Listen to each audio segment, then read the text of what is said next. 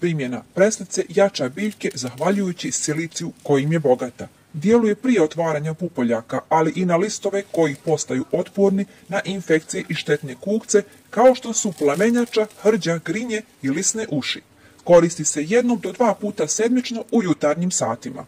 Protiv hrđe, pepelnice, crvenog voćnog pauka i grinja koristi se čaj za čiju pripremu će nam trebati pola kilograma svježe preslice koju prelijemo sa 5 litara vode i ostavimo 24 sata. Nakon toga prokuhamo pola sata, procijedimo i razvlažimo u omjeru 1:5 sa vodom.